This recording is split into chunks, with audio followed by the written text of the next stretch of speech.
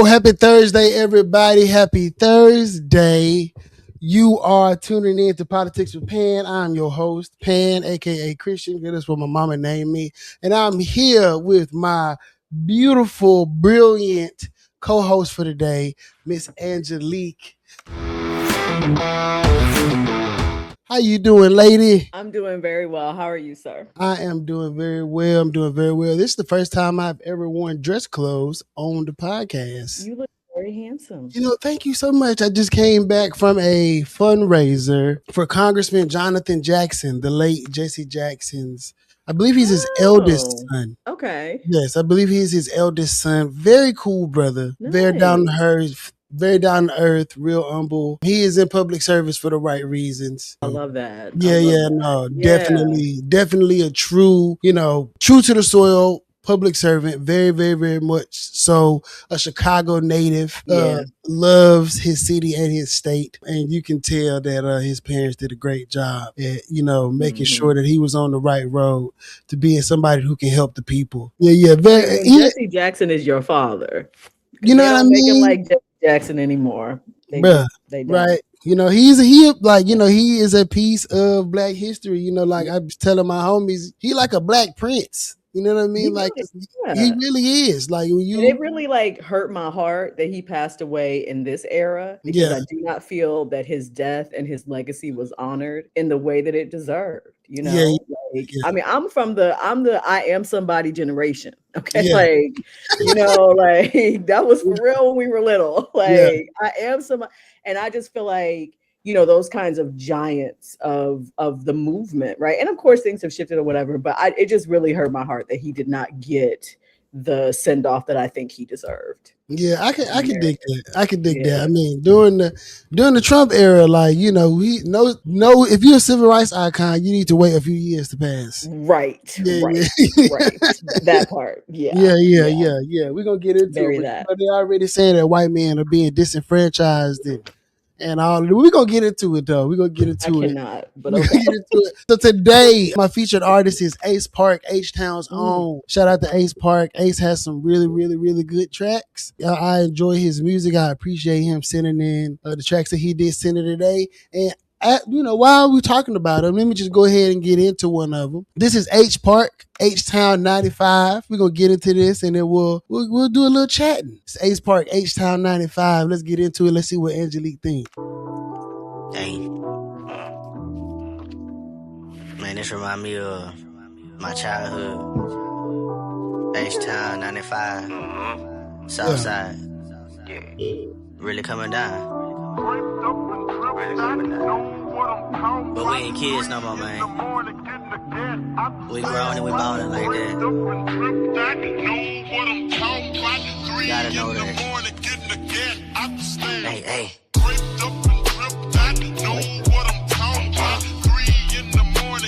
That's all right. It's very H-Town.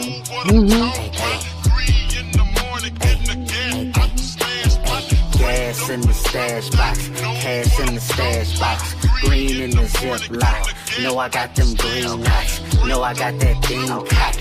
Know I'm riding Southside. Know I'm riding candy ride. 10 toes about mine. That Chevy frame, whole candy paint. It like the swing, I can't hold it straight. Tape a phase up, all the braids. Boy, we doing shit to play away. Of course, I'm getting paid today. Ain't even having that debate today. I'm the flyest nigga in any circumference. You square niggas could not relate, nor do the math. I fell out with friends, I fell out with family. What I'm saying is, y'all really know the half. Supposed to buy my grind, subtract the haters. Now I'm sitting here, adding up the cash. Trying to balance our orders, a husband, I gotta go hard for sure. Be a better dad, that's 3 parts to the other half. This flow gon' take me Uber for all your shit, more like a yellow cab. Niggas say they have emotion, but really just going nowhere fast. And me, I'm just having that last laugh. Me, I'm just having me a blast. If I gave you something, it was all I got, because giving my all was all I ever had. Gas in the stash box, cash in the stash box, green in the Ziploc. Know I got them green knots. Know I got that thing cocked. Know I'm riding Southside. Know I'm riding candy ride. 10 toes. I pray that candy swing forever. I pray that candy drip forever. I pray my steps is ordered when I'm. I like that. I I like did that. too. Yeah, Yeah. that is H-TINE 95 by Ace Park. You can follow him. His socials are scrolling at the bottom of the screen right now. You can follow him. You can listen to him on Spotify. Just type in his name. It's a pretty good song. Pretty Yeah. good song. I like Let me tell you, the English teacher in me was listening for the lyrics. And I'm just gonna say, sir was doing I can definitely take some examples here to use for puns. Like there's some real serious wordplay in there, a little math motif. I got some deep Yeah. stuff in just that little bit. So well Okay. done, Hey, sir. well It done. ain't just some nonsense. I'll say Well that. done, well done. I'm gonna have to connect you with my boy Jaren. So my friend Jaren Small has a nonprofit called Legends Do Live, but they run a program called Reading with a Rapper, and they Oh do yes. exactly what you were talking about. They go Connect through, they us. dissect the song, and they Yeah. help. It is a tool to be able to help improve literacy in urban communities. Yeah. Yeah, Poetry is a very, very good way to teach language. It's yeah. one of the ways that kids really latch on to more complex ideas. So lyrics, music, yeah, please connect us for sure. No, I definitely will. I definitely will. It's a good thing, and I think that more educators and nonprofit leaders need to be able to get together just because that synergy is there, right? Like y'all know Mm-hmm. how to be able to reach the children, especially with the experience and the time that you spend with them, and they have Mm-hmm. these big grand ideas and they know where to go get the funds from. It's a Yes, beautiful marriage. it really is. No, Yeah, I you're right. think so. I think so. Now let's get into these headlines. I don't know if anybody knows, but they reclassified cannabis today. I saw that. They I did did see reclassify that. cannabis today. Now, the reclassification, let me make sure I grab my note. The reclassification of cannabis does not mean that cannabis is legal now federally. Would like to be clear about that. It does not mean that cannabis is legal federally. What it does mean is that the federal government has deemed this a less dangerous drug, so that things like companies who do participate in this, they can get tax write-offs now. There's this thing that was called 280E, which is crazy. There was a guy a long time ago, he was a drug dealer in the Northeast somewhere, and he was filing his business dealings on his taxes. So his scales, his baggies, and all that other kind of stuff. Yes, he was filing that stuff on his taxes and getting tax write-offs. Because he was selling drugs honestly, and He I was cannot be doing mad at that. he was doing business, right? He was doing He was business, doing business and and paying his taxes. he was paying his taxes. Wow. Yeah, which is crazy. You would know what I would have never thought, right? No. Yes, but he was paying his taxes, and they found out that that's what he was getting tax write-offs for. So they had to make a law so that if you do participate in an illicit drug sale, you cannot write it off on your taxes. And that law is called 280E. Okay. And so 280E stops people who sell illicit drugs from being able to claim things on their taxes from the proceeds of those sales. Okay. So now that it has been reclassified, 280E no longer applies to cannabis companies. Which it shouldn't, because if I understand correctly, marijuana was classified with like seriously hard drugs, right? Yes, Like heroin, crystal meth, I'm like, these stuff are like that. very different Yeah. substances. Yeah. That's wild. And you just think about how many lives got caught up in the system behind that classification, right? How many communities got destroyed. I mean, that was a real tool during the war on drugs, right? Yeah. So yeah. So it's a good day. I'm sure pot stocks are up pretty high. Yeah, I'm sure the cannabis companies are rejoicing. A few years ago, I was part of a coalition called the Cannabis Freedom Party, and we went. Yeah, I went to Vegas on a whim, right? Because I'm a cannabis entrepreneur. Went to Vegas. Right. For the marijuana business conference, and was walking around, and I'm also a political, so I'm looking for a way to make cannabis more equitable for Black people, because I believe that cannabis is the last frontier of like natural resources that we as Black people will be able to have access to be able to build an economy around it so that we can produce things for ourselves, right? Yes. So my whole goal in being in the cannabis industry is to be able to use it as a tool to be able to create economic viability for Black people, right? Because when you think about it, people think it's just like getting high and smoking weed, but you can make paper, you can make clothes, You can, I mean, there's so many different things that you can make out of the cannabis plant. And our farmers are getting robbed by the government. They're not being subsidized as Mhm. as the white farmers are being subsidized, as well as, and because they make less money, they're at the mercy of companies like John Deere and all Mhm. the companies. And if more black farmers were able to grow hemp and cannabis and to be able to sell that back into the market, it's a global market that It really is. Black America is not necessarily tapped into because of the negative stigma around cannabis, which Mhm. it is my goal, along with getting more niggas to vote. Very that. Yes. Like getting more niggas to vote, but also how do we tap into one of these industries that will help us, Yes. in the long run? And I think that right now, the way that they are, the way they're doing cannabis, the way they're doing it, because it is providing freedom for a lot of people. I was gonna say that. Yeah, Yeah. yeah, Yes. yeah, And I mean, it's, I think for the longest time, the idea is it wasn't legalized because how can you monetize it? How can you, and it is a way that I think smaller sellers, smaller bit can make money, right? And yeah. so what is so disappointing to me is to see how the people profiting off of this, right, are the same Mhm. people that exploited communities Right. around this for years and years and years. And it is really disappointing how the cannabis industry has been completely dominated by white people. I just hate to Right. put it like that, but like, and by rich people, Yeah, by no. people who Look, already have money.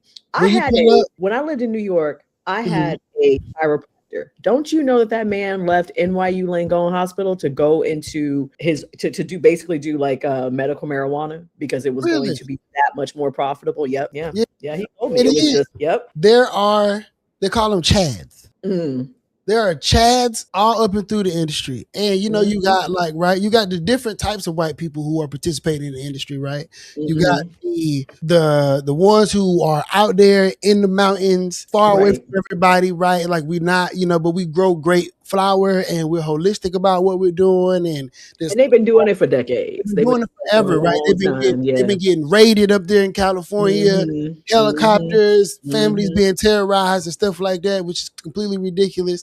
Them the cool white people. Oh, absolutely. Yeah. Yeah. Like now, the ones that come in the suits, they don't smoke weed, they don't eat edibles. They don't know. They don't know. And what they're going to do is they're going to flood the market with a bunch of bullshit. And it's Mhm. already a bunch of bullshit in the market right now. Yep. People can't tell the difference between Delta 8, Delta 9, Delta 10, CBG, THCA, THC. No one knows. They don't There's a know. bunch of Wow. misinformation, and especially in Mhm. our community, no one knows what they're smoking. You go to these gas stations, you go to these smoke shops, you see the hemp fight here in Texas. You go into one of these gas stations, you see these pre-rolls. No one knows what's in them goddamn pre-rolls. And No one also, because I'm knows. also like, what is exactly legal here in Texas? Because that's when I be seeing this, I'm like, is this? I know that medical is legal, if I'm not mistaken. Here. Medical to an extent. Okay. To And an extent. didn't they recently like roll that back a little bit in the state? Something around the medical program, I believe, is for people who have like serious ailments, right? You got to have like okay, right. AIDS. Yeah. Like Yeah. you got to be bad, right, to be able Right, to get a yeah. card, right? Like extreme pain. But there are people who there are a lot of people who don't qualify, right? Like you have to have a specific kind of sickness to be able to get into that program. What is legal right now is hemp, right? So Okay. you have weed and you have hemp. Hemp. They are essentially the same thing. Like it's a lot of different debates going on, and there are going to be people when we post this, they're going to be like, "You're wrong," right? And but they're essentially the same thing, right? They come from the cannabis sativa ale plant. Okay. So hemp is the formal way of saying like the fiber, more or less, right? Like because the whole point of like the hemp industry was supposed to be non-smokable. Right. But when they wrote the farm bill, they wrote the language in a way that makes it so that there was a loophole. Well, like, because hemp and cannabis is, the makeup of it is really the same, right? Like you can manipulate the plant, right? Okay. Like so that like it'll have more CBD and less THC and this and that and the third. But it's weed, it's weed, it's weed. It's not anything else. Right. Like, It's the same. it's weed, right? Like right. but what happened here is that loophole, because Texas follows the federal government. Mm-hmm. So the federal government said, y'all can smoke hemp. It was a similar fight happened in Florida. And when I was with the Cannabis Freedom Party, I had a little bit of a conundrum because I'm more of a purist, right? Like I'm a businessman, but I want people to be able to smoke flower, eat edibles, do whatever it is they need to do for themselves, because I feel like these are choices that we're making for ourselves, for our physical and our mental health. And this is our choice as Americans. So yes, it is a recreational thing, but it is, for me, it is more, in my mindset, it is freedom of healthcare. It is how we choose to be able to heal ourselves and take care of ourselves for whatever reason. And they will allow us to drink alcohol, which their sales are down, right? Because people are tired of getting cancer and, having all these ailments. So hard on your body. Yeah, it's so hard. You drink real hard one day, you're down for 3 days. It's terrible. Pretty much, yeah, it's terrible. Yeah, you'll be a little high the next day at work, but like nobody will know, but just you, right? Just you and the Lord. Just you will know. I'm sorry, that's funny. Just you and the Lord. Only you and the Lord gonna know, and that's fine, right? So because they had that loophole, the people who read laws were like, "Hey, we can sell weed here." Yeah, I was gonna say that's a real. If you can smoke hemp, and it's pretty much the same as cannabis, it follows that, right? Yeah, we can smoke weed here. So Texas got flooded with weed from all over the country. Right? Okay. Because you got to think about it. Sense. When I moved back down, so I was living in New York and I moved back down here and I was like, wait, when did this happen? It was shops and everything. So the state got flooded with weed from everywhere because when the boom started to happen, a lot of the processors overproduced. So there was so much extra weed. Like people got weed from 3 harvests ago that they still ain't sold because in order for your weed to be able to get into the market in legal states, there's a lot of stuff that you got to do. Okay. But the hemp loophole made it so that like those people don't have to deal with the state and the taxes and stuff. And you can sell hemp nationwide. So if I'm a small grower, right? I got a couple acres on my backyard. That's easy. Like depending on what kind of flower you got, if it's auto flower or whatever the case may be, it's gonna bud up really quick. 3 to 4 months, you can sell 100+ pounds 3-4 times a year. You straight. So we gonna ship this shit to Florida. we gonna send that shit to Florida. Like come on, make your money, basically. Right? We gotta get this money, right? You go to Oregon, you go to California, you go to Colorado, you buy a $10 gram. You got to pay processing fees. You got to pay state tax. You got to pay federal tax. You paying $20 for a gram like it's goddamn 2009.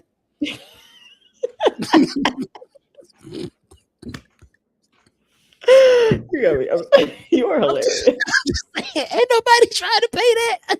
No, and certainly not today in not in this economy. Absolutely not. The gas being $4. Right, when people actually need it, okay? When people really need it for their mental well-being. Right? So I mean, this is a step in the right direction, I believe, for the industry. And I mean, I feel like I had a small part to play in this. Small part, right? I'm gonna pat myself. You should.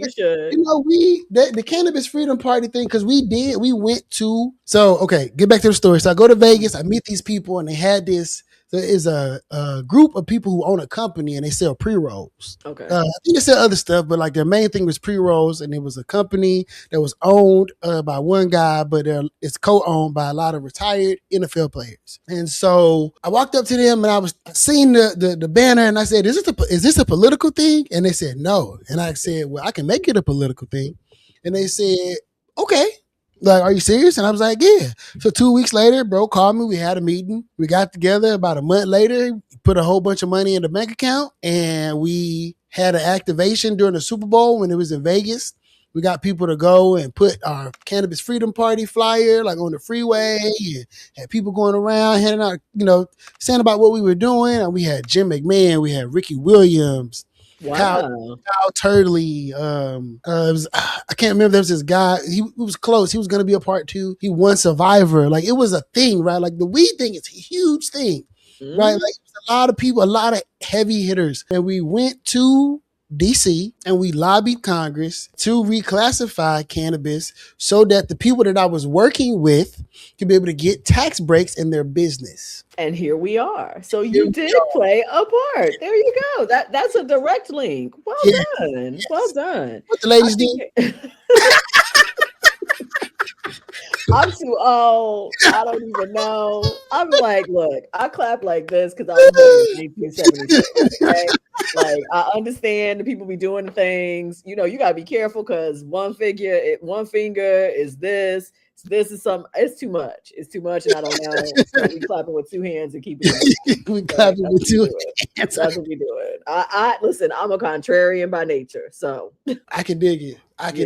I can dig it. But I mean, you know, good on, you know, Donald Trump don't do too many things right, but this is something that he did do right. This is something good. Absolutely. Yeah, and it's been a long time coming, you know, just a lot of this, you know, changing these sentences around marijuana based, you know, offenses as well and everything. And I mean, honestly, not only will it open up things economically, but it will make things safer for people in terms of the law, criminal things and stuff like that. So all of it is actually very positive. It's very and positive. Now colleges can do research. Yes. And because the cannabis plant is an amazing plant. It has so many usages, right, that are really healthy. And I think that's one of the things that is so unfortunate is that had more research been done, like it is something that really could be very beneficial to more people than it has been. Right? Yeah, I mean, if I think they did do the research, but because the Negroes and Mexicans were smoking it, they was like, we don't give a damn about your research. We just don't. We don't know how to make money off of this yet, because as soon as they figured out how to make money off of it, right?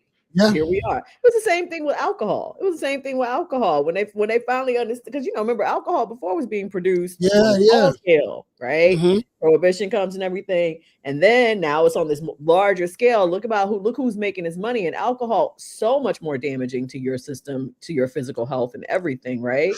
That makes so much sense because you had them old school brothers and sisters was drinking that hooch. Yes. Yep. Yeah, they was making that corn liquor. It was making that corn liquor. Don't take me to sit us down.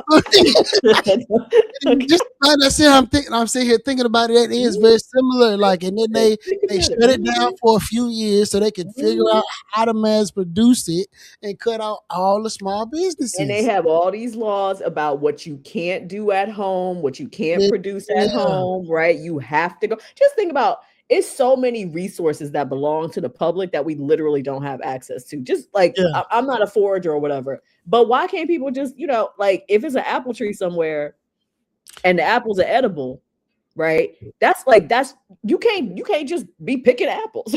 Like, you know, you got to go pay somebody to pick some apples from an orchard. They used to have, so I live in 3rd Ward and I learned something new about this neighborhood all the time. There used to be fruit trees all around the neighborhood. Mm-hmm. And people and they're still like, you know, you can go to like certain properties or like fruit trees. They used to have fruit trees all around the neighborhood and they got rid of them. Like, and they used to like people in the neighborhood used to just go to like their neighbor house and like grab fruit. Like, and like, especially down south. You think about that, right? Like us down, like we have such a relationship to the land, and that's something that has been lost over generation after generation. And when I lived in New York City, like it's so sad to see how disconnected, and that is really a part not only of our history in this country, but a part, you know, I mean, there's a reason that they brought us here to do this agricultural work. As much as they want to claim we didn't have no skills, right? They knew that these people knew how to work the land and everything. And I think, you know, when you look at like older films and stuff like that, right? Those things are accessible to people. And now it's just crazy to me. You literally have to go through some sort of entity organization to get food, to get everything, unless you literally grow it in your own backyard. It's nuts. It is nuts. The land belongs to everybody. Like everybody. And Earth is all of ours. Like I was talking with somebody about how, you know, everything was free until white people came and said it's not. I would say everything was free until the capitalists came and said it wasn't. Because let me tell you something, capitalism very tied to racial dynamics, but it don't got no color at the end of the day. You know, but this like, is very true. I feel what you're saying, but you know, it's very true. Because I was thinking, like, you think about the Native Americans, right? Mm-hmm. Like, and you know, and it's hard for me to imagine that there were Black capitalists out there with the people who were like making the laws. Like, and I know for a fact that there was an OJ, right? Like, I know for a fact that like with Thomas Jefferson and all of them, like it was a nigga there being like, yeah, let's go wrangle up these niggas. Well, always. Yeah, Well, like always. it was at least like, you know what I'm saying? There was a group of them. You know what I mean? It was a group of them. But it's just, it's hard for me to be like, yeah, like, but knowing. No, and I mean, what I mean when I say the capitalism is, I mean, you know, literally going away from, I mean, maybe you can put it in the terms of colonialism, imperialism, all of that, right? It is this move away from indigenous practices and an understanding of the relationship to the land, right? And so I will say, and I think, you know, there's all kinds of books. When I was in grad school, I remember I read Guns, Germs, and Steel, right? You know, which was like a really big thing for a while. And it kind of looks at it as it answers the question of why were white people, why were Europeans positioned to make progress before other parts of the world. It's from a very Eurocentric lens because the notion of progress is very much shaped by European ideas, right? And the ideas of what is progress and what is good for society are not universal ideas. But of course, we have very Western concepts here in the West, right? But yeah, I just think like, I think when everything becomes tied to commerce, right? And I think we definitely see, you know, the rise of that with Wealth of Nations, Adam Smith, all that, right? Like these economic systems, if you put it in those terms, yes, you can definitely put it in terms of white people. And I would not be saying that like Black people were a part of that. I'm talking about when you get into like later stages, right? But I do agree with you. I do agree with you that, you know, there's this, the thinking is that, I'll just take Africa as a continent. In terms of the types of animals it has, far fewer domesticable animals, right? Large animals, large landscape, lush, you know, every resource imaginable, right? And then you look at Europe, which was limited in resources in terms of, you know, farming, et cetera, right? And so there was more of an imperative. And I think the fact that capitalism grew up the way that it did there is because of this dearth of resources, which is why they went and raped the whole world. So, you know. Right? And now they mad at the people when they took all their people's stuff. Now they mad at the people who want to come and live in their countries. But you literally went and robbed their resources and ruined their environment. And supported horrible governments that oppress the people, right? And now you like, but y'all can't come here. Make it make sense. They're like, yo, just leave. Just leave. And this is like, really? It happened a long time ago. Just get over it. That's why they don't want you to know history. That's why they don't want you to know. I had a non-melanated lady telling me on Facebook the other day to, you know, let it go, right? Like, you know, what she say to me? Was there a slave owner in the classroom with you? That's what she said. And I said, well, no, there wasn't. He wasn't, right? Like, there was no slave owner. But in this conversation, the attitude of said slave owner is present. Right, bury that, yes. You know what I mean? Because what we're talking about is, you know, right now in Texas at the State Board of Education, they are trying to whitewash history. 100%. Right, and this is the conversation. They're trying to whitewash history, and I made a comment under, you know, the future state representative Stacey Childs, you know, putting that into the ether. Runoff coming up soon, right? Little plug. I'm have my assistant clip this. But she's on the State Board of Education, and she was having an hour-long debate with one of her white colleagues. I saw clips of that. Right. I saw clips of that. And I made a comment underneath the post saying that I wouldn't expect anything less from your non-melanated colleagues. I would assume that they would take the stance of trying to preserve history in a way that makes their ancestors look like noble human beings. When they were sick and depraved and very greedy. And very advantageous. You know, I think, you know, it's so wild to me because I feel like facing our history is obviously the thing that's going to allow us to move forward, right? But there's such a fragility around that. And it feels very now because I don't feel like 30 years ago. Yes, I will say this: a very whitewashed version of history has always been presented in, you know, mainstream culture, right? So we get like we get the "I have a dream" Dr. King. We don't get the why we can't wait Dr. King, right? Like Right. we don't get the later in the years when he understood, when it was the poor people's campaign and all of that, right? We get a very sanitized version of the civil rights movement, women's rights movement, all these things, right? But I do feel like we were willing to have the conversations and to admit that these were horrific things that we did, and everybody's goal is to no longer do those things. And I feel like we have completely lost that plot, and this doubling down on just a complete lack of any honesty about the past, not to indict, but to literally name the truth, is beyond dangerous, right? It's beyond dangerous. And that's, I think we see the impact of it. We see the impact of it.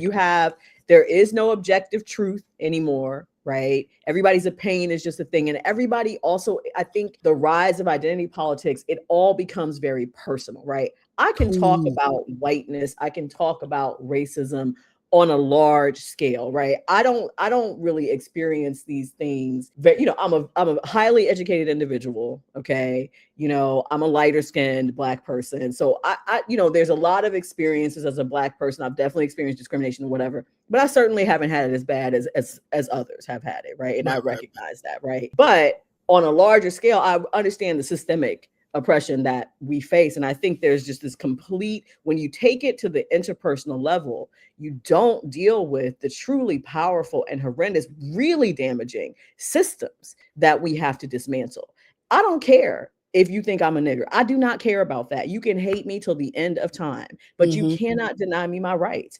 And I think, what really gets me about everything now, and I know we got to get back to headlines, but what really gets me about everything now is we act like we have not lived in this country peacefully with people who have very different ideas from us. What social media has done is made everybody's voice amplified and everybody screaming everywhere and put people at each other's throats. But I just think about, I'm not even gonna take to that. I just think about we talk about all this stuff about the bathrooms and trans people and all this stuff. Legitimately, literally, trans people have been using bathrooms for forever. Trans women have been coming into the women's bathroom for forever, right? Yeah, I had no idea that was happening. No idea. And it's just and some of us, some of these women who are visibly trans, some of us will see them and it's just we smile or whatever. And you can see for me, I can see the apprehension sometimes. These women don't want to make anybody uncomfortable. They literally just trying to use the bathroom. Why are we acting like this didn't happen? Why are we acting like we literally have not lived in a society where transgender people use the bathroom that matched the gender that they identified with and everybody was okay, right? We act like that just did not exist. We act like people who had racist ideas did not go to work with people who have different ideas and work together. We didn't do, we just didn't talk about a lot of stuff because you don't need to talk about everything. You don't need to be in everybody's business. But social media has just it's just to me, I've been a high school teacher for 20 something years. Social media has made the world a massive high school. Everybody wants to follow the trends. Everybody wants to be seen. Everybody wants to be acknowledged, identified. Somebody can literally not be talking about you and here you come on with a comment, but that's not my experience. Okay, but they're not even talking about you, right? And I think it becomes all this very individual, personal stuff. And racism is a system. It is a system, right? One of the ways it manifests is interpersonally, but it is a system. It is a tool. It is a very powerful tool. And we have completely gotten away from talking about it in that context. And I say that across the board. We people, left, right, in between, right? People have gotten so caught up on the minutia and the individual experiences and individual racism and individual offense. And it's we have a whole system to dismantle, and everybody's not going to feel comfortable all the time. And everybody's not going to get what they want all the time, because that's also a democracy. That is democracy. Be happy. Right. And I think, some people have really confused themselves about that. You're not going to get everything. Right. The world is not here to make you comfortable or to validate your identity. That's a very harsh thing to say. And people are not ready to hear that. But the world is not required to validate you individually. Right. White men not trying to hear what you're saying right now. They're not trying to hear that. Listen, there's a lot of Black people that's not trying to hear what I'm saying right now. Trying to hear that. And that's for real, because it's about, it's not about forcing people to do things. It's about learning to live in a way to where maybe we don't all get what we want. I think there are many people who would be willing to back off of some hardcore positions if people would just calm down a little bit, take it away from the interpersonal and really look at the larger picture of like, I can agree with that. Because racism hurts us all. It's not just something that is a detriment to Black people. Racism has given white people an entire identity crisis. Yeah. You see Ron DeSantis, right? We're talking about the headlines. Ron DeSantis just like banned cities from funding DEI initiatives. Yes. He said that white men are being disfavored. I wonder why. Could it possibly be because of things that you have done? When people respond to you negatively, maybe evaluate what are the things that white men have been responsible for. But the crazy part is the people who own the companies are white. Absolutely. That's the crazy part. That's the crazy part. Monopolize no more. That's what it is. So who are you like? Who are you fighting against, right? Because the people who own the Fortune 500 companies and most of the business owners in America are white now, or they are foreign nationals.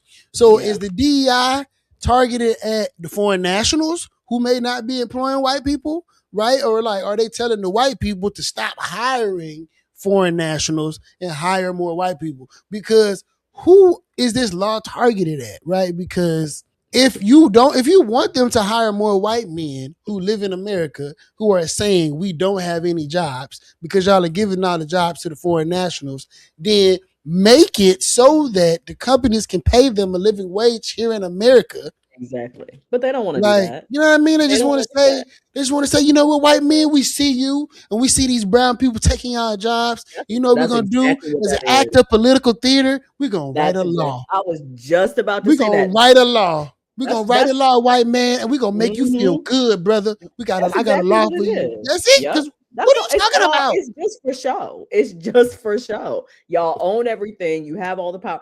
Unfortunately, what it is that, these people can't exploit the same way, right? When working class people start to really get a voice and to really have a place and a say in how things run in society, which is the society that we have been living in until we reverse back into this second Gilded Age weirdness that's going on right now, right? Like, it's just like these people literally are so greedy that they don't want people to just be able to live a dignified life economically. That people ain't even trying to be rich. People want to take a vacation. Like, that's what really kills me. People don't want debt. You know what I'm saying? Like, people just want to be able to like go to work, earn enough money, and not be tired all the time. Right now, educators, most of us on our breaks, we are literally just sleeping because we just tired. We just tired all the time because every teacher has a side hustle. Everyone. You gotta have one. You gotta have one. You can't an $80,000 a year job is maybe like a $40,000 a year job now. And the prices are going up and the salaries are not. You know what I mean? Like, and that's across the board. It is across the board. Yes. It's crazy. In these government entities, you got staffers making $500,000, but you can't give a teacher, you know what I mean? Like, come on, fam. Like, are the children the future or not? We should all be scared. We should all be scared, and we definitely need to do some things. You know what I mean? So finishing up the racism rant, right? I know you heard about Officer Ashley Gonzalez. First of all, can I just talk about the fact that, so I actually, before I came on here, because I was like, why would this dummy put this on social media? So it was a close friends share. She made this post and shared it on IG, apparently, in her, or whatever platform it's on, in her close friends. I guess thinking all of them are crazy and racist like her. And one of her friends recorded it and outed her. That's what she get. That's what she get. That's what she did. I love that piece of it. That it's not just she was lazy and it's like, no, somebody really was like, you about to be exposed, and it was somebody that she thought was not going to expose her. Right? It was somebody that had a black boyfriend or a black girlfriend, or maybe just a conscience. I don't know. Maybe just a conscience. But oh no, I am a Negro. You cannot say Well, you that. actually in Houston, that's highly plausible. Actually, all the we all date each other down here. So Yeah. yeah, no, that's real. That's Yes, real. I, That's I real. have so one of the homies in the group chat was saying that like it need to be some race relations damage control going on because no, for real though, like Mm, it's for a while, right? Like mhm, especially in like political spaces of power where people are fighting over resources, it has mhm, been some mhm. tension between our communities for some time, right? Yeah, yeah, And it will yeah. be like that, right? Because we're both the minority groups in a Mhm, predominantly white society, and we mhm. all are fighting for resources for our respective communities, Yeah. which is fair, right? You can't be mad at anybody for wanting to have more resources for their respective group of Mhm. people, right? Right. I think that with the history between blacks and Hispanics people, black and Mhm, Hispanic, I'm not going to say black and Mexican, I'm just saying Hispanic. mhm, mhm. I think the history there is one that is jaded and it does need to be addressed, right? Like on a higher level, right? Like because you get like I remember when I first came to Texas and like I would go places and I would hear Hispanic people saying nigga, right? And they would be like, Mhm. yeah, them my Oh niggas, yeah. dog. And I'm Mhm. like, that's like real cringy. But then I would talk to like black people from these neighborhoods and they'd be like, Yeah. we grew up together, Yeah, like we they grew my up together. homies, Yep. like Yeah, yeah. that's just like the culture here and stuff like that. But Mhm. when you meet black people and black people from other places that are They're more like, homogenous black, right? Like, mhm, we like I'm from an all black place for the most mhm. part. Like, no Yeah. one else says that but black people. Right. Like, so and then knowing also take it a step further that like, the older generations don't want us intermingling, right? You know what I mean? Right. Like what they used to call it, what the white people used to call it miscegenation. Yes. Yeah, right. So they don't want that, Mhm. right? You Like don't want so, that. grandma, grandpa, daddy, all of them don't bring that Negro home, right? Don't Mhm. don't do that. They bad. They steal. They do this and that and the third, right? And that mindset is in direct. It's represented in that, right? Like Mhm. because that didn't come from nowhere. It But didn't it's come from also nowhere. it didn't. But I think it's also, it's important to point out it's extremely complex. Like the Mhm. Hispanic community, there are black people in the Hispanic community. I Right. majored in African American, Latin American studies. I studied abroad in the Dominican Republic. That is a country full of black people. Yeah. Okay. Like, straight up. And they have these racial dynamics within these Hispanic communities. And you have to really think about how diverse the Hmm. Hispanic community is, right? You've got people who have Caribbean roots, you've got people with proper Latin American roots, right? You've got, people who like farther down South America that identify much more with many things European. And so the Hispanic community itself is very complex. Like this woman calling, these black people niggas or whatever, girl, you could literally be talking about another Hispanic person. Like, don't get it twisted. Okay. Or yourself. Or Like you, and you might especially, just be a nigga too, bro. and for real, you really are. Like, Come on, but like come on, go back, somebody, look bro, at, like somebody from a Palenque. You know what I well, mean? no, and in particular because of how slavery played out in those colonies, there was much more mixing, right? You have when you go to Latin American countries, their nationality comes before their race, and Yes. that is something that is very difficult for Black American people to understand. But it is real, right? It is, and it is real. It is real. It does not mean that racism does not exist. What it means is that there's a lot of internalized racism. But at the end of the day, like I have many Latin American friends, right? And I'll talk about Brazil.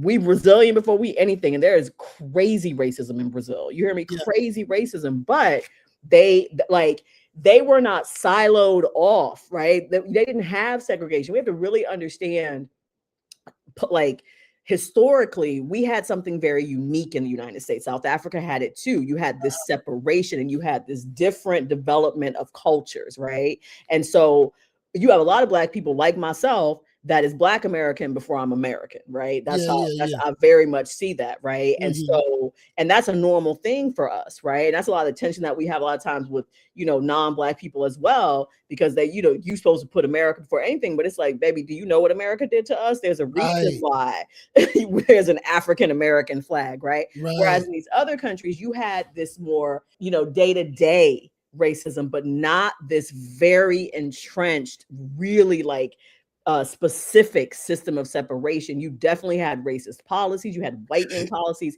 you had all these things, but you had it happening collectively where people were sort of, even if they were uncomfortable with it, that was the trajectory for everybody. And it's really important for Black American people to understand that there is racism in these communities and that there is an affinity. You know, a lot of Black Hispanic people come to this country and that's the first time they really understand that they are Black, because people treat them just like a Black person, right? They don't care where you came from and what language you speak or whatever. But it's very important for Black American people to understand that the Black experience is not a universal experience. There are very different experiences of Blackness throughout the world. And the dynamics in the Hispanic community are very complex, complex, you know, because you have a lot of racism and you have people. I've had, you know, white Hispanic friends of mine or white Hispanic friends of mine, like say, look me in my face and tell me we don't have racism like that.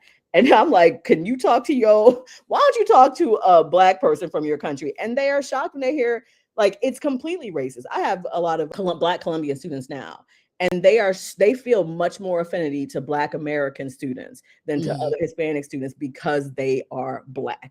And they feel that. They feel that, right? For sure. And they appreciate sort of like the Black, like the Black love movement that we've had here, right? And they because you know, Blackness is not loved in these spaces. Yeah, not, you know, and unfortunately, in many Hispanic communities, it is not revered. You know, you try to do better by marrying somebody lighter, you know, lightening the babies, all that kind. It's very deep. It's very deep. Yeah, it is. I mean, and you know, I would like to, you know, before we go to the next.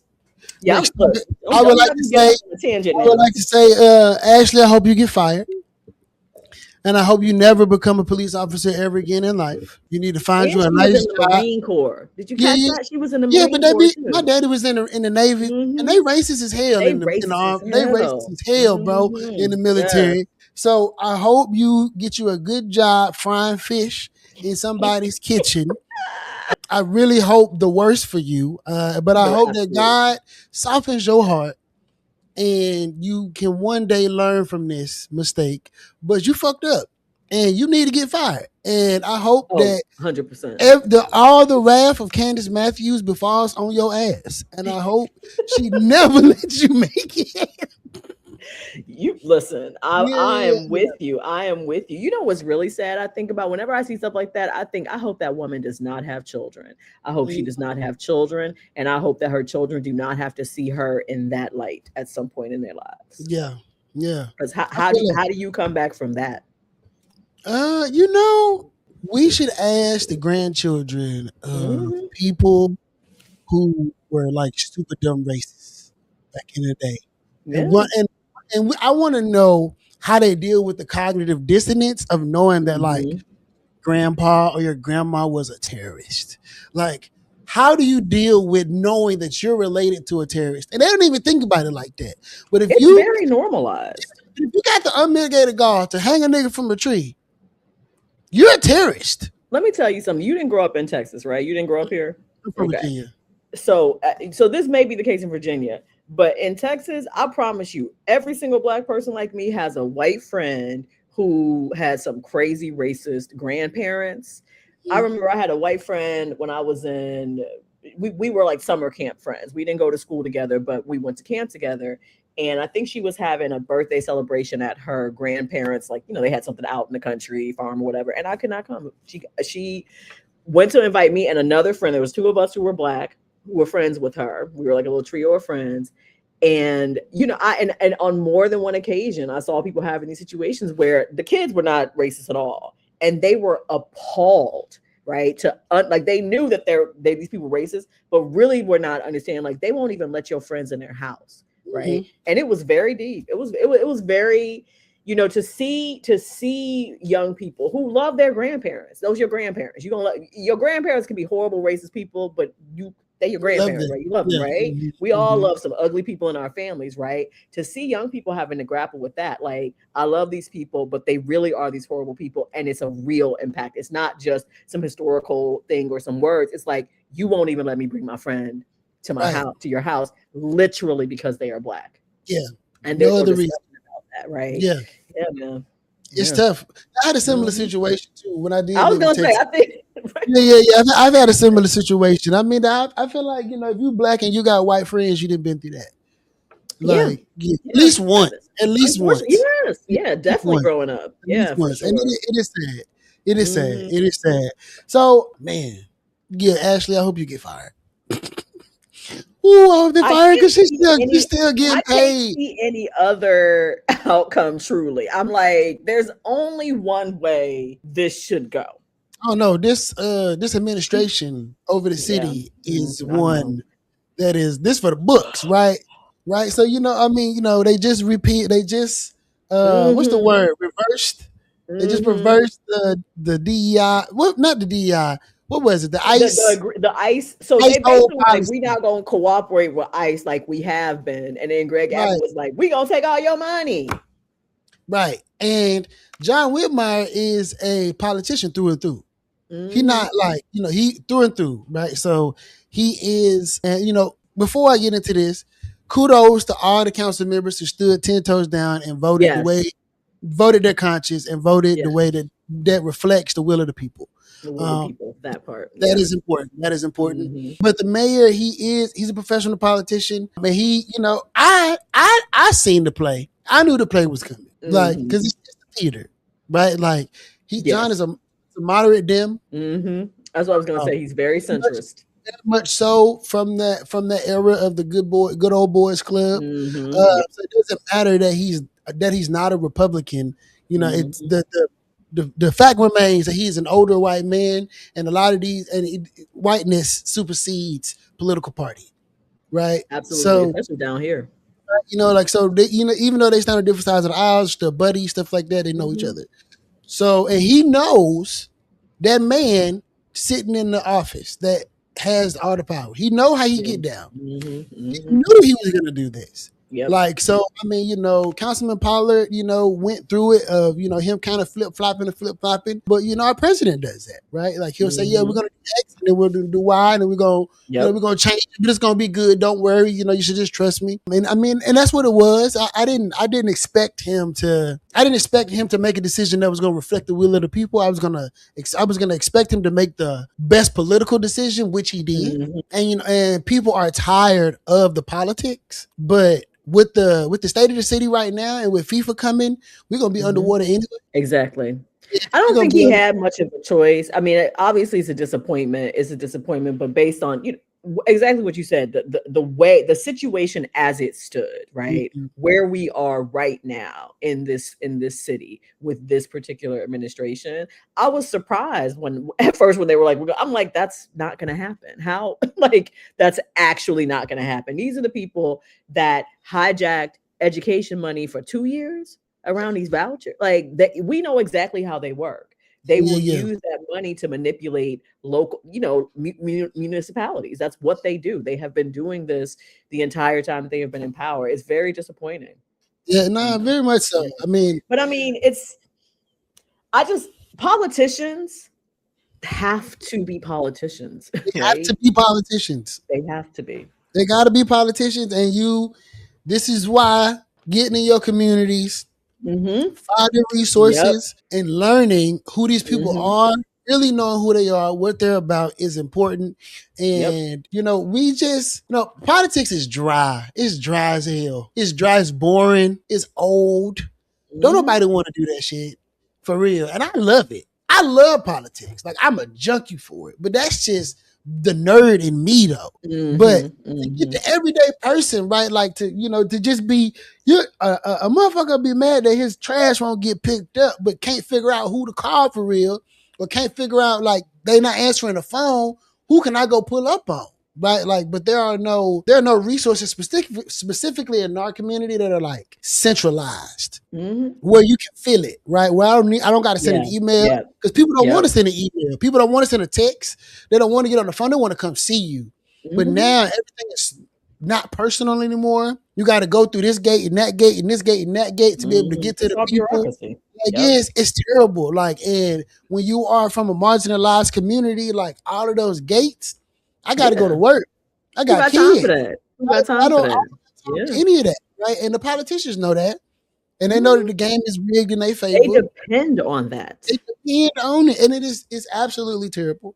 So I wish that politicians were people that the public actually wanted, and not just had to deal with.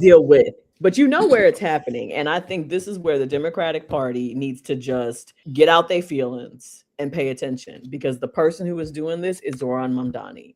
And what he is doing that is very powerful is he is teaching citizens how to participate in their government. He's amazing. It's like literally he is educating people while he is providing them services, and that to me is getting shit done. Getting it done, because you can do so much directly in city government. That's the thing, right? You can do so much if you don't get caught up in all these contracts and bids and whatnot, and if you literally just use the resources that are the people and stop trying to make your friends rich. You can do a lot. And that's what he's been able to do. He's been able to do things immediately by using long-standing policies. And he is turning government on his head. I mean, these politicians are in for it, bro. Because people who are paying attention, if you are an aspiring politician, you need to be paying attention, because people are at a tipping point now. Right, like, and we can go back to Hitler and the Holocaust. Right, the Holocaust happened because the people were tired. Yeah, they elected that regime in because they were tired. So people go to extremes when they are tired. Look where we are right now with Donald Trump. It was a very parallel situation, right? You have economic uncertainty, right, and you need a scapegoat. I mean, it is really like striking how parallel that Germany at that time was to what the United States was economically, politically before Trump, the whole Trump MAGA thing came into play, but I think, like, I was reading actually that many Democrats who, kind of spurned Lena Khan, which was one of the first people that he appointed. She used to be on the FCC, I think, in the Biden administration. She's a real consumer advocate, and she is definitely the brain behind many of these moves that Zoran is making, along with other people who are similarly qualified like she is. And it's really about, I talk with my best friend about this a lot, how Obama had all the momentum. He had all the same things that Mamdani has. And where it fell apart was, it was exciting during the election, but people didn't know how to stay engaged, and they didn't create mechanisms for people to stay engaged once the governance began. And that is what is brilliant that Mamdani has done. The people are engaged. He gave them people government they can feel. I've been saying this for years. I got up in front of a group of candidates and donors one day, and I was like, y'all have to stop acting. Like, you have to get in front of these people and give them something they can feel, that they can see, that they can taste. I don't give a damn if you go and you go in a park and you grill some hot dogs and you give away pencils and backpacks. Like, do something. Do something. Like, you have to have charisma. It's a cult of personality. That's true. Donald Trump is a cult of personality. Those people, like, how you said politics is boring and dry. People latched onto him because he was different. He's exciting. He's exciting. Same thing with Obama. He was exciting. Zoran, exciting. AOC, exciting. Right? Like Jasmine Crockett, exciting. Exciting. Right? Exciting. Like, it is. It's new, but even Mr. Tallarico, he gets people in their feelings. Right? It's a different kind. It's not. It's not that same kind of style, but it's very much, people feel that man. Yeah, he gets the people going. I mean, and it's, I think that people like that are gonna be the winners in this new age.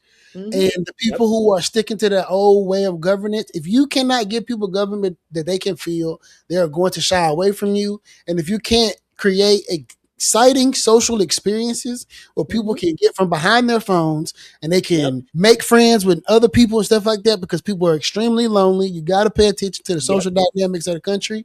If you can create situations like that, the thing that I appreciate about, it's Mamdani, right? I'm saying it right? Mamdani. He, like, when the snow came, he put money in the pockets of the people. Of the other people, $35 an hour to shovel snow. I'm outside. Which is If I'm going outside, and mind you, I lived in New York for 11 years over a stretch of time. If I'm going outside in that cold weather, in that snow, the bare minimum is $35 an hour, quite frankly. Right Okay. on. And you Like, like for real. I would vote for him year after year after year, Yep. especially if I'm somebody's grandma and I got a son in here and we in a neighborhood that's impoverished and ain't no jobs around here. But the mayor, he got a little job. What? Oh, baby, you better go down This man had people doing a scavenger hunt in a city of 8.5 million people. New Yorkers came out to do a scavenger hunt because this is something that they had, as an event during his election. I mean, just really think about that. Anytime you see his campaign is the blueprint for how to use social media. Period. End of story. Hands down. It is absolutely brilliant, right? He is always engaged. And I think, you talk about you have to give people something to feel, but he also is so authentic. What I think that he has that very powerful mix that Obama had. He's incredibly intelligent, extremely articulate, right? Very disciplined in his message, but disciplined because he genuinely believes it. It doesn't feel like talking points, right? And I think about the last election, right? Obviously, Kamala Harris did not have enough time. So we can all just concede that, it would have been very difficult. But she did not feel authentic. She was very committed to, it was very much politics of the 90s and 2000s. That's what it was. That's what it was, right? That would have worked, 10, 15 years ago, right? But that's not going to work now. You got to be able to make people feel like what you're saying, you really believe. Yeah. And I mean, towards the end of her campaign, I hate to say this, and I knew she wasn't going to win because towards the end of the campaign, I could literally tell you what was going to come out of her mouth in any situation because it was the same thing and it did not feel personable. I think AOC is also very, very charismatic, but she's not as quick and articulate. You really got to be able to speak in a way that makes people feel like you have knowledge and authority, but that you are not talking down to them, right? Yeah. I mean, it's a very, very powerful skill. And I actually was talking to my best friend about this because where is the female politician that has that, right? We have so many male politicians that we have seen successfully have that. I think AOC has two of the components, but not all of them. I think she can work on the being a little bit like quicker and articulate, like in interview setting. She's an amazing speech giver. I actually have studied speeches of hers with my students before. She's an amazing prepared speech giver. But when she gets questions off the cuff, sometimes she feels like a little bit all over the place, right? Yeah. And I think that's what it is. It's about finding that candidate that has that ability to be articulate, to make people feel comfortable, to make people feel like you're having a conversation and like you're talking at them, but to also really have command of the issues and to be extremely disciplined. Look at how often they try to get Zoran off of his talking points. He is so disciplined. This man went on Fox News and charmed whatever blonde lady was interviewing him at that time. Yeah. Like really think about that, right? Yeah. Donald Trump loves, but also I will say that's very New York. That's very New York to just be like, I hate you, but we got to figure some stuff out together. Like that's New York politics. So I was not really surprised by that. I will say I was not surprised that there was cordiality there because that's just how I think it works in New York. So. Yeah, no, he's doing a great job. He even got the governor, governor like taking plays out of his playbook. Yeah, that's the blueprint. That is the blueprint. She was against him at first. Like she wasn't trying to endorse him or nothing. And like now she is. And that was the point I was making. Now these politicians are calling Lena Khan, trying to get advice from her. When before they didn't want anything to do with her, right? Mm-hmm. Because all they care about is winning. So and I think you said something earlier, which is like, it's about really genuinely. Mm-hmm. You're talking about Jesse Jackson's son, right? Genuinely believing, like in it for the right reasons. And it's very clear that Mamdani is in it for the right reasons. And can I just say something to the pronunciation thing? I just want to put this out there as a language teacher, right? People need to stop acting like everybody who mispronounces these names is doing it on purpose. There are cognitive things that happen. There are reasons that some people say nuclear and some people say nuclear, and they don't hear the difference when they say that, right? There are like in your brain wiring, you may see Mamdani and you may pronounce it Mandami. And that is not you being foul. Now, we know that some people are just being foul and deliberately mispronouncing names, but I just feel like we do need to acknowledge that every time I have seen plenty of Kamala supporters call her Kamala, right? Especially if they come from another country or their first language is a language where the emphasis on that's how you would pronounce that name. right? And so I just think that like we have to be a little bit more fair about that. Everybody who mispronounces these people's names is not doing it because they don't respect them or don't want to know how to pronounce their name. Sometimes that is literally how their brain is processing it and how it's coming out. And that's I didn't even, when she was running for president, I wouldn't even say her name. Because you didn't want nobody to jump on your. I got tired of people being like, "That's not how you say it." Like, bro, you act like I'm just trying to be rude. Like, that's how it's coming out, man. Like, I'm sure you're like, I'm literally out here campaigning for this lady. I'm clearly on her side. Like, I'm not gonna vote for the other guy. Like, come on, people just whatever. People just want to be mad. People just be mad. They be wanting to be upset. Yes. Okay. All right, so I got a couple questions for you. Yes. Right. So I listen to a lot of NPR. I love NPR. It's really all that plays in my car these days. 88.7, I think, something like that. Houston Public Radio. It's really all I listen to. Yes, that's it. And they have this game where they ask these questions, right? They ask these questions and they let the guests just like answer right off the cuff. I know I gave you the questions earlier, but we're going to go through them. Okay. Can't remember. I don't have a name for my game yet. We're going to get there.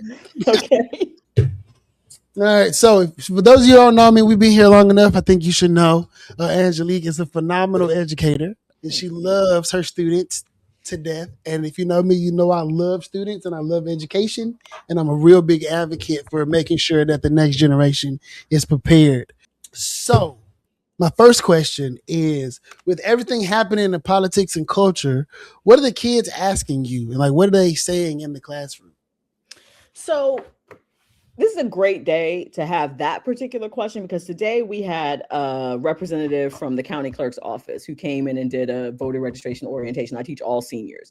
So we took every period, all the seniors to a meeting space, and it was a wonderful presentation. This man's name was Billy Wynn. Billy was fantastic. He was wonderful. He engaged the kids and he went through, why we vote, the whole process, everything. It was a really wonderful education, right?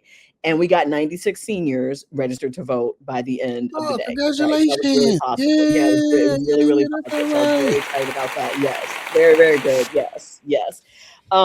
But it just made me think, because the teachers were there sort of like in the background. We had taken our classes and we were there. Mm-hmm. And I think, when I started teaching, I was teaching millennials, and that has transitioned into Gen Z. And I have seen a massive shift in my teaching career and how students engage, how I engage with them, et cetera. And there was a lot of apathy, this generation, there was a lot of apathy.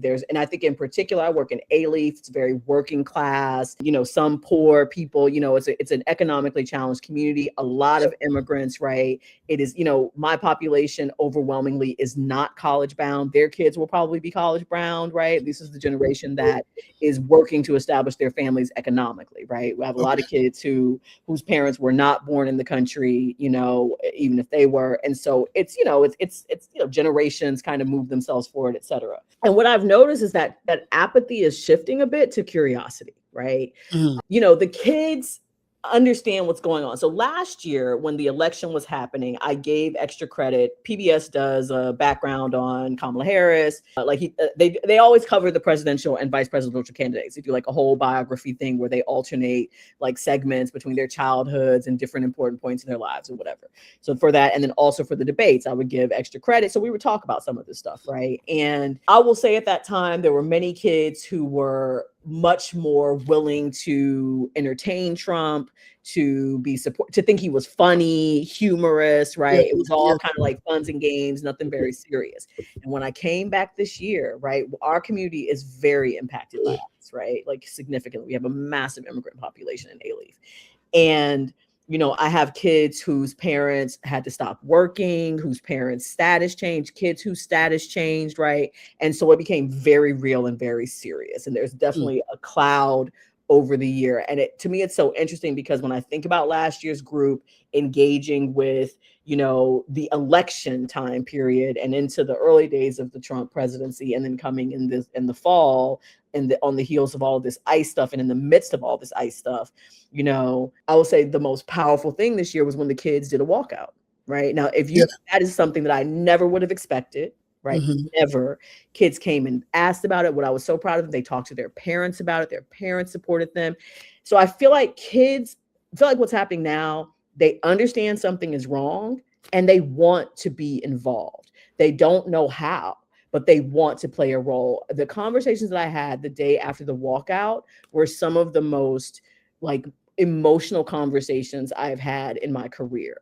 What those kids felt, right? You know that feeling when you go to a protest, right? And you're with all these other people. And maybe that first time you do that and you all are fighting for the same thing, that's something you really believe in, and that rush and that sense of solidarity that you get. Several kids came back and expressed that, right? Mm-hmm.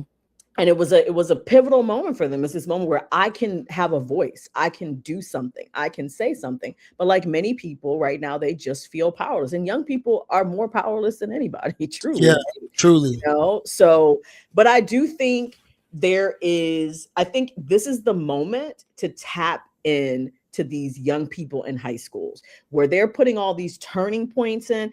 This is the moment for political groups to come in to schools, not Young Democrat, Working Families Party, right? Leaders We Deserve. Come in and make cells and get these kids involved, because I promise you they will show up. There was an opportunity for the kids to do some work on election day. Many kids were interested in that. I had so many questions today, and I definitely if you know Miss Jewell, me the teacher, there's gonna be a sermon at some point in the week. Miss Jewell is gonna drop some knowledge. She's gonna tell you some things. So I went up there and I really talked to them. Kids come in, why vote don't matter, it's not important. And so I talked to them about that. Talked to them about the redistricting that happened here. Talked to them about how the weight of the Black and Hispanic vote went away. I'm like, if voting doesn't matter, why are they taking your vote away from you? Really think about that.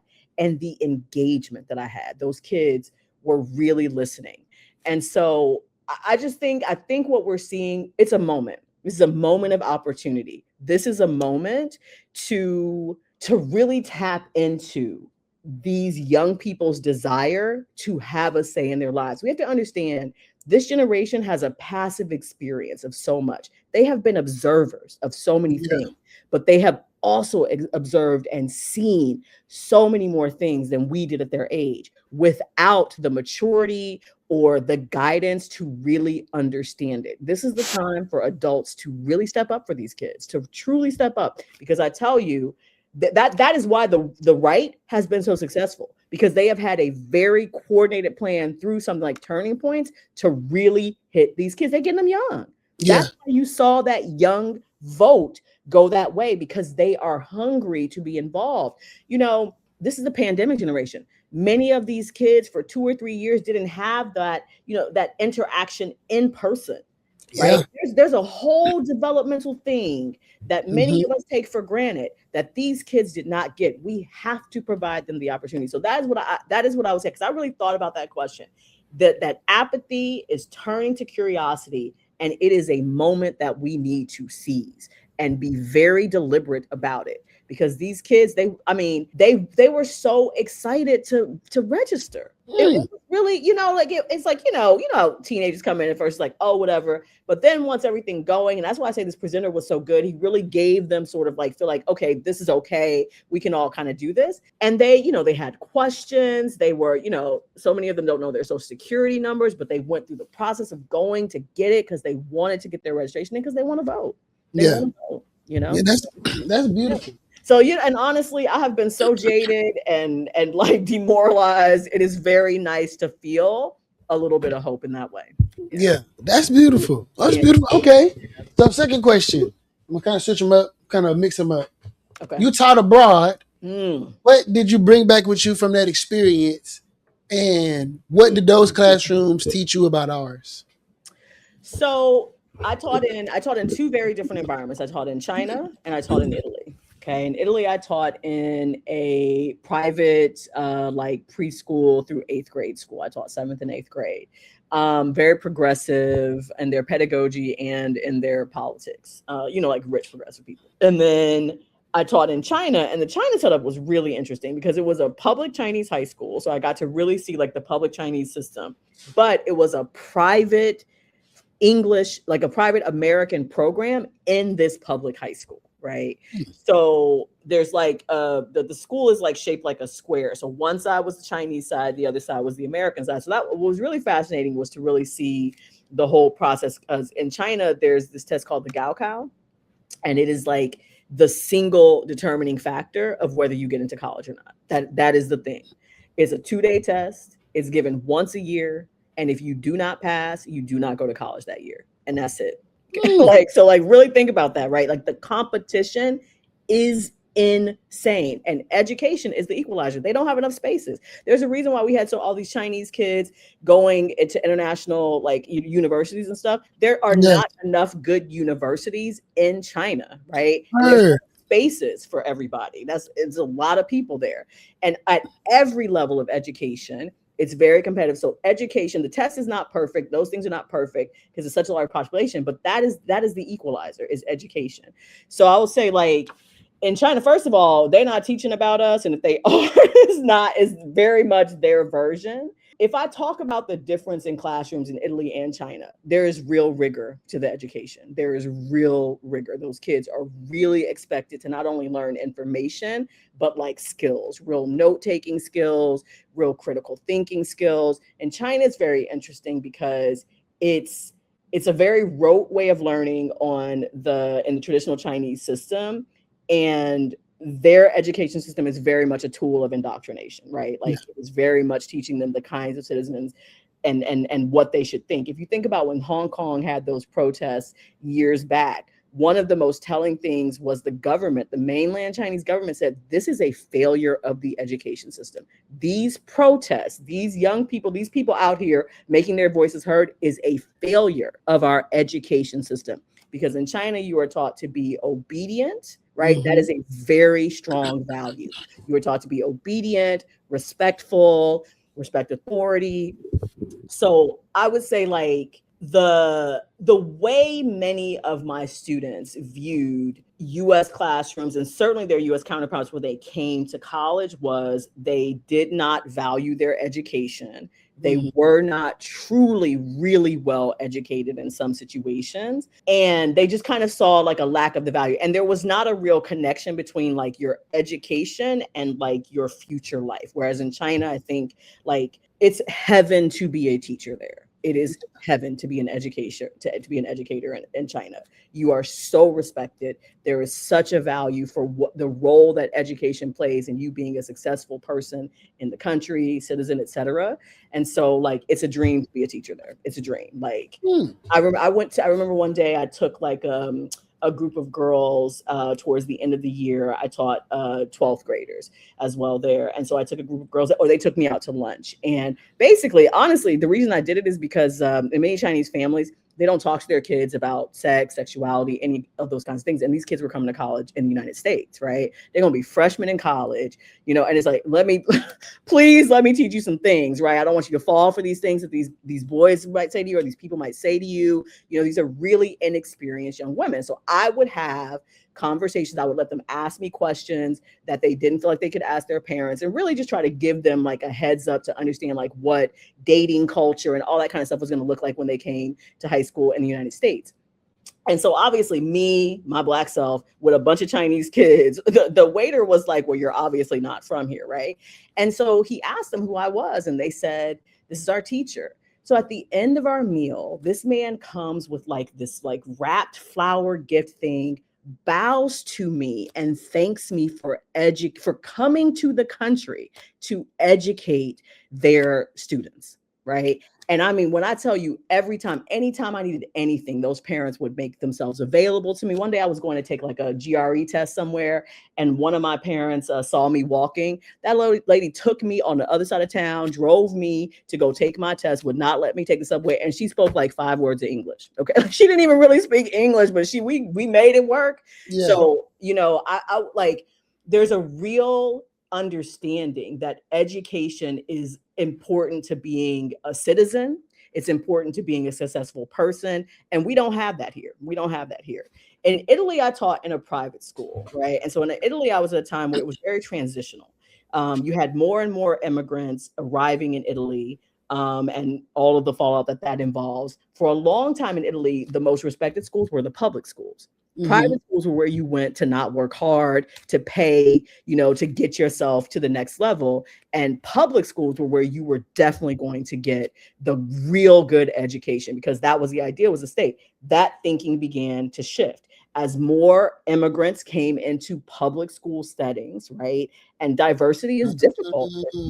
Now you have the flight, right? Yeah. It's human nature. It's human nature, for better or worse, right? So you have flight to these private schools. We actually were a school that we were not accredited by the Italian Ministry of Education at that time. So when our students took their 8th grade exam, so let me just give you an idea of the rigor in China. In Italy, in the 8th grade, the students do what is called a thesis. It's a thesis. They pick a topic and they write papers about that topic through science, art, math, like every subject. They have to engage that topic and put together this thesis. And then they have to publicly present it to a panel and defend it. And these are 8th graders. Okay. I love that. It's amazing. So for us to be able to do that, because we were not accredited, we couldn't do that on our campus. So we actually did it at a local. We still did an Italian curriculum, but the kids had to test at the local middle school. So we had a relationship with the middle school. I would go over there and do some English lessons with the kids.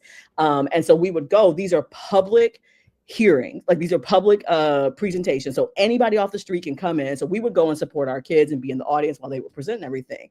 And it was like mind blowing. Can you imagine in 8th grade, just a regular 8th grade student here writing a paper about a topic from multiple like viewpoints and then orally defending it? I cannot.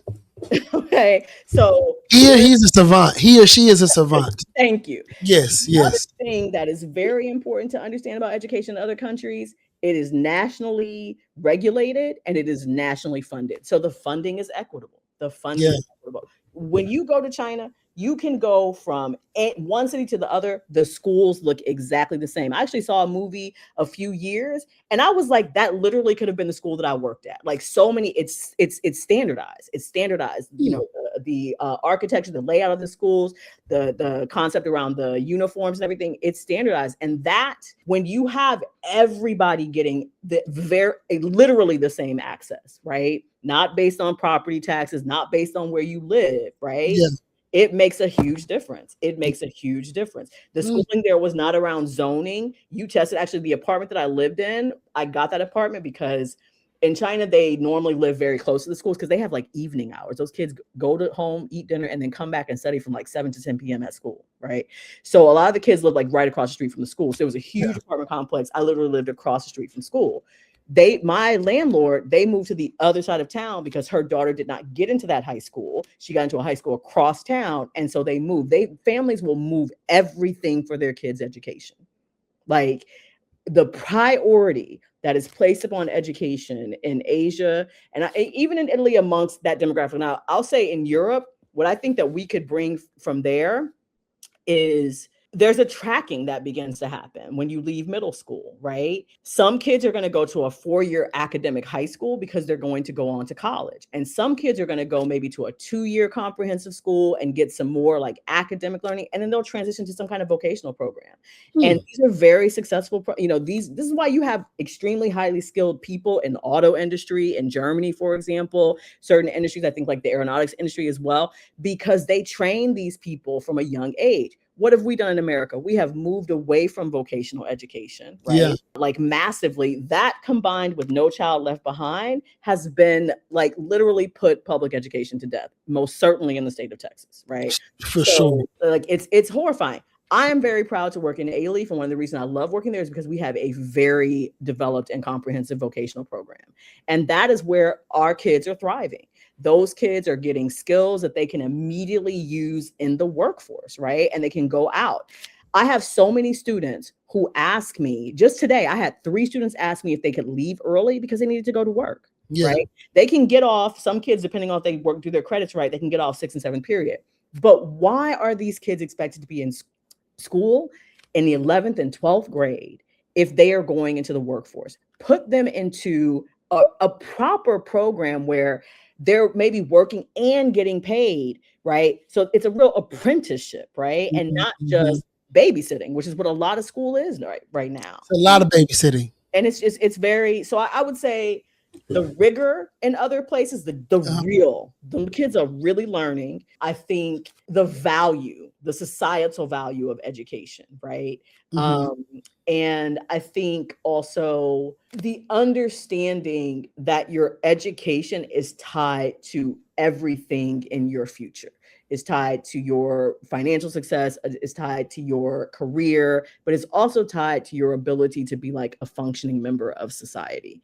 You know, I would pay money to have my Chinese kids here. Like I would, what was frustrating for me was they didn't think for themselves. That was really hard to get them to genuinely like think about what do I think, what do I believe, because that had not been encouraged in them, right? So they don't trust their knowledge, they don't trust their ideas. But yeah, it was an amazing experience. I feel like everybody, if you have the opportunity, move abroad, work abroad, see how things work. Our political situation in this country is very much a product of our failing education system. Totally. January 6th was totally because of a failure of education. 100%. There's no doubt about it. Shout out to Quinn FOS in the chat. I don't know, this might be one of your students or something, but much love. Yes, that's one of my babies. I taught him when he was a 9th grader. Yes. Yeah, he been in the chat showing love. Thank you so much, brother, for watching. Thank you. Yes, and it's awesome. I mean, I used to teach. I taught for 2 years. I didn't know that. Yes, I was the first teacher at Barbara Jordan High School when they had their public administration program. Oh wow, that's so cool. Yeah, so I didn't have a lot of students. I think in the 2 years, I think I might have had like 8 students because it's public administration. Children don't know what public administration is. Right. HISD was foolish for even calling the course public administration. It does not speak directly to the children. They don't understand what public administration is and stuff like that. And then on top of that, like you said, they don't write for real. They don't read for real. They don't know how to cite sources and stuff like that. And when you're doing this work in politics and, legal work and all that other kind of stuff, you got to be able to think critically. You need to be able to read. Reader comprehension has to be high. You need to be able to write. So it was definitely a blessing, being able to be in the school system and to teach the kids about politics and how it works and who controls power here and who does what. And we would go on field trips, because I'm politically involved. I would take them. At that time, Jeremy Brown was the justice of the peace over here. So he let us come through and they were able to put on the judge robe and get up in the seat and take pictures and go in the back of the courthouse and see what's going on and meet the admin people. And they were able to go see City Hall and meet Sylvester Turner when he was the mayor. And it was awesome. It was awesome. Amazing. I loved it. But HISD was a terrible place to work. Let me tell you, it hurts my heart so bad. I received an unbelievable education in HISD. Like what that district has been done to that district is criminal. I mean, there are people who, around my age or whatever, I was in a GT program, I was in the Vanguard program at HISD. So I went to high school at Jones at the time. It's now Carnegie Vanguard, but the Vanguard program was over at Jones. But I mean, it was a stellar education. Truly, I was more than prepared when I went to Columbia. Like, really think about that. Just coming out of a public school in the city of Houston, more than prepared. No, I mean, that is no longer happening. Yeah, no, not now. They messed up Bel-Air, they messed up Lamar. I mean, these were our like marquee. These were truly really amazing schools. Yeah, like really, and they have really deteriorated. And it's administration. It's really sad. It's really sad. It's heartbreaking. So y'all, me and Miss Jew will be on here all night. Like whenever we do get together and talk, we'll have something to know, and we'll be there for like 45, 50 extra minutes. Yeah. But we do got to wrap it up. Quinn say he love you forever and always. This is the byproduct of being a great teacher. I know this because I was a great teacher. own a little bit. My students still love me to this day. If we would ever run across each other or anything like that, it's always all love. I actually I'm gonna have them on right now. I started the internship program through the organization that I'm a member of. But I don't know if we've ever had an internship program before, but in the maybe 10 plus years I've been a member, we haven't had interns. So I'm proud to have implemented this program to be able to bring young people into the fold, to be able to engage politically and to be able to meet people, access to power and stuff like that. And I'm gonna have to come visit my students. I'm gonna have to connect you with our social studies department. Yeah, for sure. I would love that. Like, I would love that.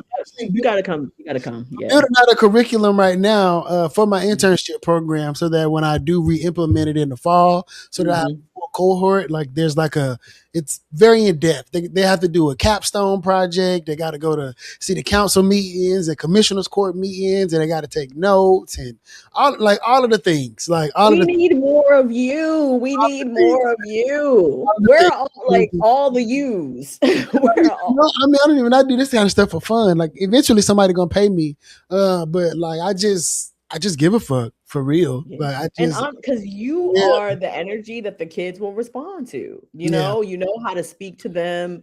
You know what we just need to talk to these kids in language that they understand and get them off of these phones. You have to have me back on so we can talk about the horrors of technology on the baby. Terrible. That's our next one. That's our next one. One more song by Ace Park. So we're gonna get into this song by Ace Park. Then we're gonna wrap up. This is Ballin' by Ace Park. This is another H-Town banger. Let's see what Miss Jewell think about this. Let me turn my okay, I did it. Oh yeah, we ready. I just wanna be fly forever, man.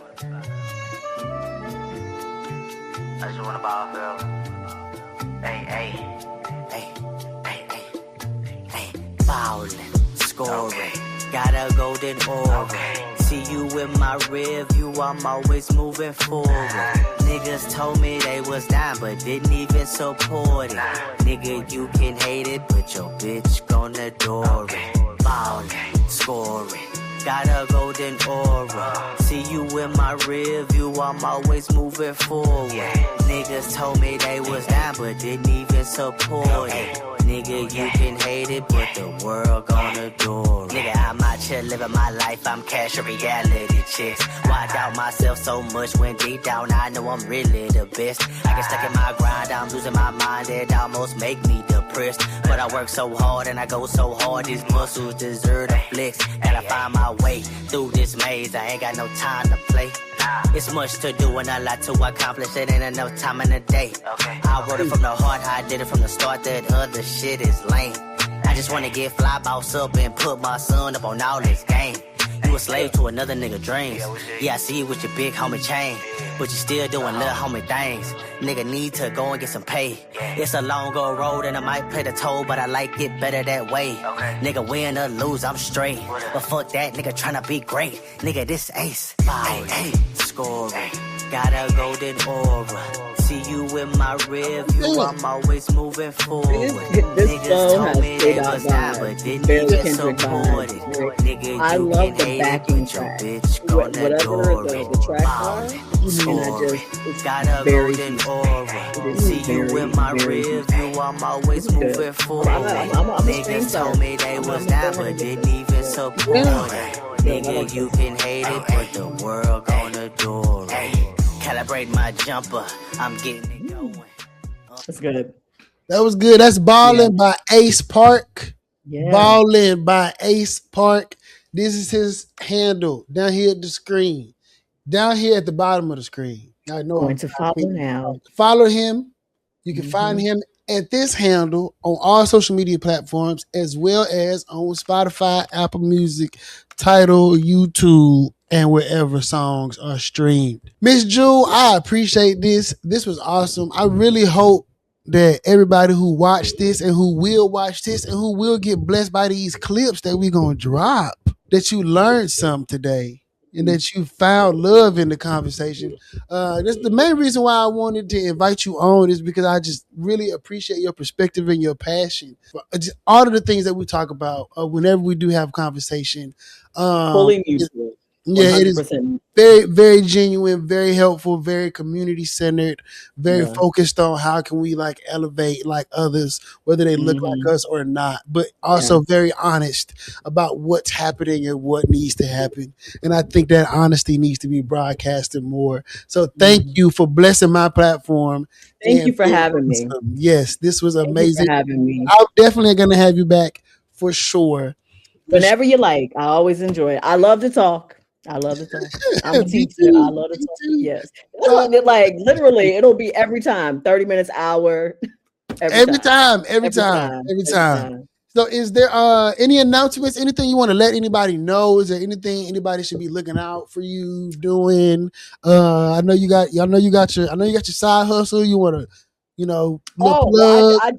I do I resell special edition books on Mercari and on Pango Books. I do that because we got to bring a little extra cash in. What I want to say is vote. Vote in these elections. We have a runoff in Harris County. We have runoffs in Harris County on May 26th. It is very important. Today I saw a graphic and it really blew my mind. It gave me some hope. In the presentation, he showed the primary dating data from like four different four cycles, right? Mm-hmm. The difference between 22 and 26, right? So it had the Democratic line, the Republican line, and the combined total. Right. I'll send this graphic to you.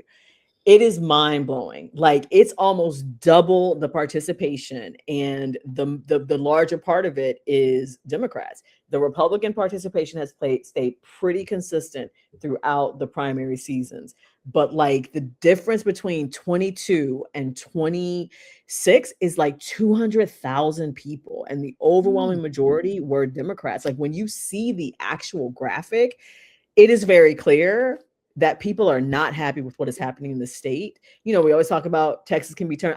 When I was young, this was a Democratic state. So like I grew up in Texas when Ann Richards was governor, right? It was just a very different time. But I think we have a real chance. So vote. Please go vote. That is my message from here to the end of time to everybody. Well, certainly in the state of Texas, we need to get these horrible people up out of here. Y'all heard her. Go out and That's vote. it. Vote. Primary runoffs is coming up. And after the primary runoffs come up, we got the general election in November. It's a big deal. No matter where you are, I know all over the country right now, there are primaries going on. Uncle Luke is actually running for Congress right now down in Miami. You lying? Yeah. What? Listen, I would vote for Uncle Luke. I would vote for Uncle Luke. I voted for Scarface when he ran for city council. I didn't know Scarface ran for city council. Yeah, Scarface is super political. No one knows that Scarface. I knew that. I probably wasn't here at that time because I lived outside. This was 8 years ago. I was in China. Yeah, it's a while ago. Yeah. Brad Scarface Jordan. Yeah, he ran for city council district D. Mm-hmm. Yeah, I voted for Brad. I would vote for him too. Yeah, for sure. Yeah. Listen, we got to do it up in the city. Houston is one of the places that's going to save this state. So it is. Everything runs through Houston. Runs through Houston. Well, y'all, I would like to wish y'all a happy weekend. Happy Friday Eve. Love, laughter, and learning. I hope those things entered your spirit, went through your ears, came out, and enriched your brain today. Thank y'all. Thank you very much. Thank you, Miss Jewell. I'm going to see you later. Everybody have a great night. Peace. Have a good night, y'all. Bye.